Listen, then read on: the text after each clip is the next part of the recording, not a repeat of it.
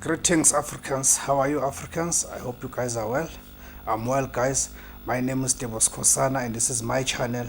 Okay, guys. On this video, we're talking about the sacking of the AmaZulu Prime Minister, Reverend Thulasizwe Buthelezi.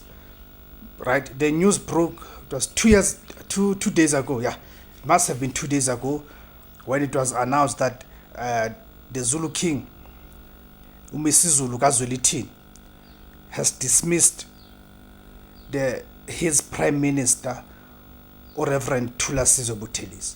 Okay, so we asked the reason. What could be the reason behind this dismissal? Why did King MisiZulu kaZwelithini dismiss Reverend Thulasizwe Buthelezi as the Zulu Nation Prime Minister?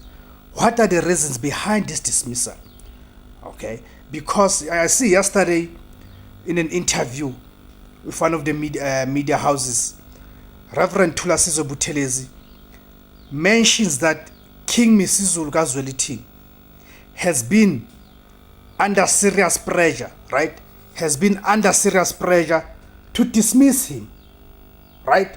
He says so. He says Reverend Thulasizwe Buthelezi has been under pressure to dismiss him, right? So you ask the question, this pressure, who has been applying the pressure to King Misuzulu kaZwelithini to dismiss Reverend Thulasizwe Buthelezi, right? And clearly, if that person can be able to exert that pressure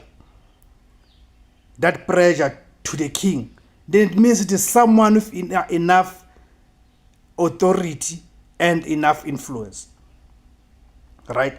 Because not anyone can apply a pressure on the whole king to dismiss his prime minister, right?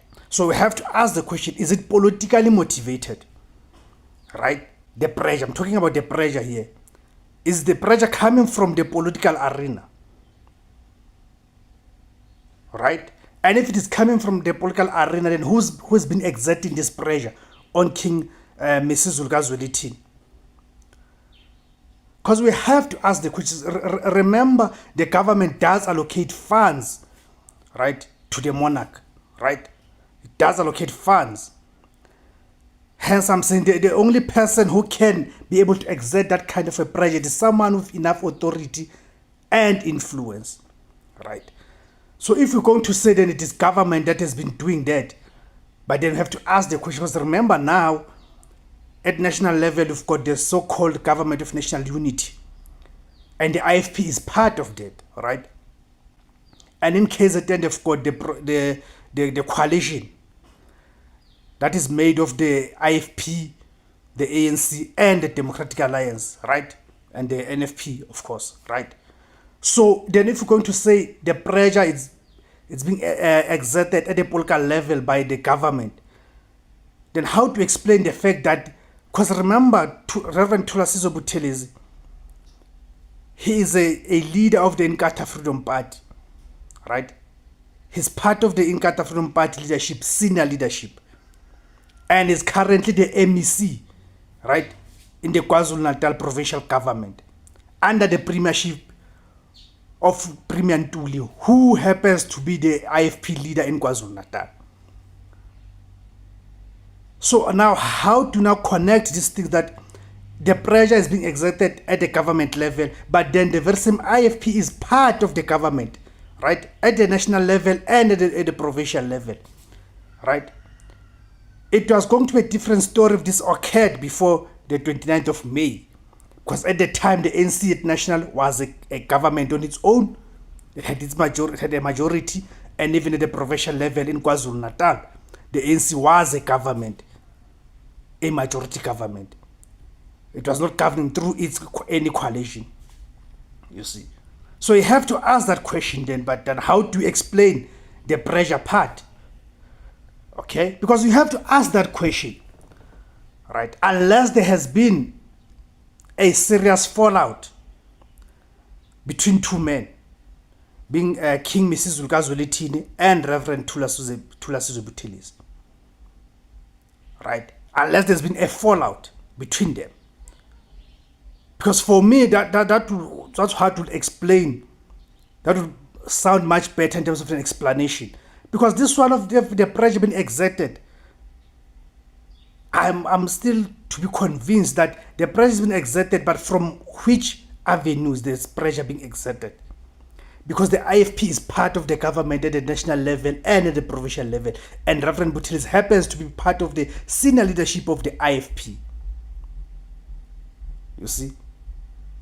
So because I even saw the response by the IFP leader, who also happens to be the Minister of COGTA, the Cooperative Governance and Traditional Affairs. You see, here's the thing again. The IFP leader, the national leader of the Inkatha Freedom Party, or say the president of the Inkatha Freedom Party, Obamvele Hlabisa, he's a minister of a department that is responsible for looking after the traditional affairs. So so did you see the dynamics there? Unless this has even something to do even with the squabbles within the IFP in terms of the leadership succession. Could it be that Velenkosi Hlabisa decided not to protect Reverend Buthelezi, or even had something to do with this dismissal of Reverend Buthelezi as a Prime Minister of the AmaZulu nation because of their internal battles within the IFP? Because, as I've said, Velenkosi Hlabisa is a minister of COGTA, which is Cooperative Governance and Traditional Affairs. You see, so in this case, you cannot claim, but the IFP is the one that has been exerting the ANC. It is the one that has been exerting pressure on the ANC. Because this time around, the IFP is not just any bystander. The IFP is part of the government, as I've explained, at national level, provincial level, and even it's even heading the ministry and the department that is responsible for traditional affairs. I think this is a point that maybe probably a lot of people or the analysts have not looked at, that this could even be talking about the internal battles within the IFP in terms of the leadership succession. You see, there might be something cooking in there. But I'll leave it at that. You guys tell me, what do you make of this? What do you make of this move by the King Misuzulu to dismiss Reverend Thulasizwe Buthelezi as the Prime Minister of the AmaZulu nation? You know, you're always welcome to comment in the comment section below. Please remember to like, share, and subscribe, and join to be a member of the channel. Thank you very much, guys, Africans. Siyabonga Africa. Makhaya.